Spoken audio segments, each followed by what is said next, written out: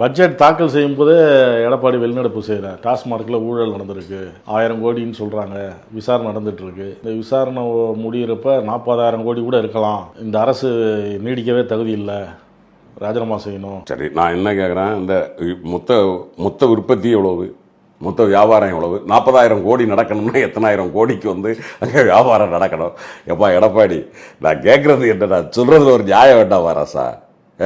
இவங்க மொத்த வருமானம் எவ்வளவு, அதில் 40,000 கோடி ஊழல் நடக்கணும், எத்தனை லட்சம் கோடிக்கு, சரியா, எத்தனை லட்சம் கோடிக்கு வியாபாரம் நடக்கணும்? யோசிக்கிறாரா எடப்பாடி பேசுறதுக்கு முன்னாடி?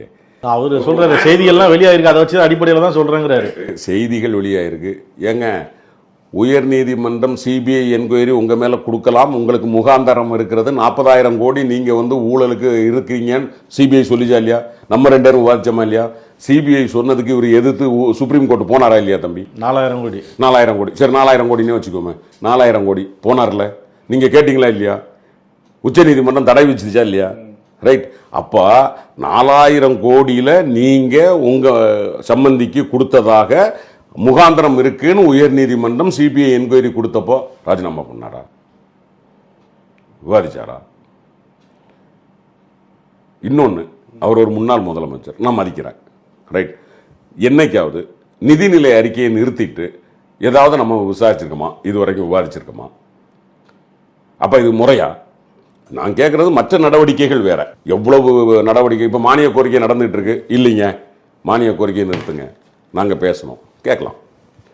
பட்ஜெட்டை நிறுத்திட்டு யாராவது விவாதிக்க கேட்பாங்களா? இது ஒரு முதிர்ந்த அரசியல்வாதிக்கு அழகா? நான் கேட்குறேன். யார் கேட்டாலும் தப்புங்கிறேன் நான். நிதிநிலை அறிக்கையை ஒரு தேதி நம்ம முன்னாடி கொடுத்துருக்கோம், உங்களுக்கும் அறிவிப்பு கொடுத்துருக்கோம், இத்தனாம் தேதி நடக்குதுன்னு.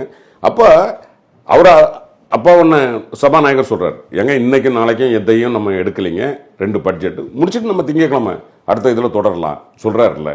ஏன் உட்கார மாட்டேங்கிறீங்க? இன்னைக்கு அமைதியா இருந்தாரு. அதான் நேற்று போனதுக்கு அப்புறம் சொல்லியிருப்பாங்க, அவமானப்பட்ட கதையாயிடுச்சு மக்கள்கிட்ட.